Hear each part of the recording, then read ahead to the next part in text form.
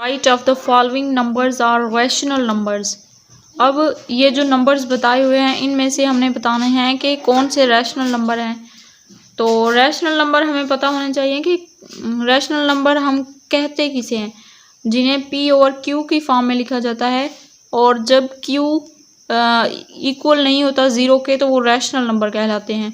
जिस तरह यहाँ पे है 2/3 √9। √9 का क्या मतलब है कि ये पूरा एक स्केयर है। 3 का स्केयर अंडर रूट होता है ना, ये 3 का स्केयर 3 3 9, 3 मल्टीप्लाई बाय 3, 3 3 9, 9 मतलब एक पूरा स्केयर है। -7/9 भी हम लिख सकते हैं, माइनस वाले भी आ सकते हैं। और अंडर रूट ये क्योंकि स्केयर है ना, 4 4 16, 5 5 25, 6/11, ये √5 एंड √7 नहीं आ सकते क्योंकि ये अंडर रूट की फॉर्म में है और इनका पूरा स्केयर भी नहीं है। तो 25 भी आएगा रैशनल नंबर में।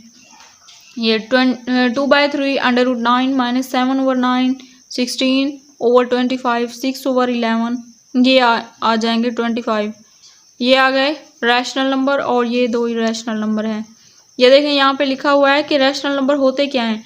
2/3 √9 -7/9 √16/25, 6/11 √25 are rational numbers because all of these numbers can be expressed in the form of p/q where p/q belong to z।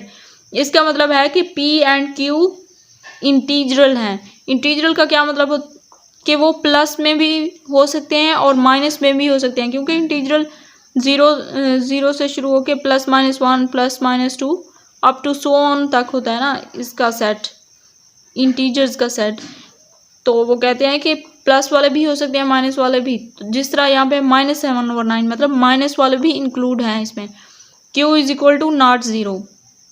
जब वो जब बटे की फॉर्म में होते हैं तो उनके नीचे वाला ज़ीरो नहीं होना चाहिए, क्योंकि जब नीचे जिस तरह 7 के नीचे अगर ज़ीरो होता तो ये अनडिफाइन हो जाता।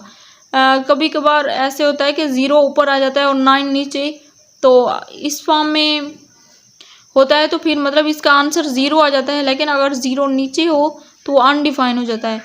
उन्होंने यहाँ पे उसकी डेफिनेशन में कहा है कि क्यू मतलब जो बटे के नीचे है ना वो ज़ीरो नहीं होना चाहिए।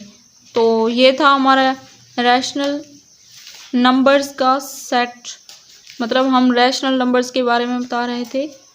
इस एग्जाम्पल में हमने रैशनल नंबर्स के बारे में बताया। तो क्वेश्चन सॉल्व हो गया। थैंक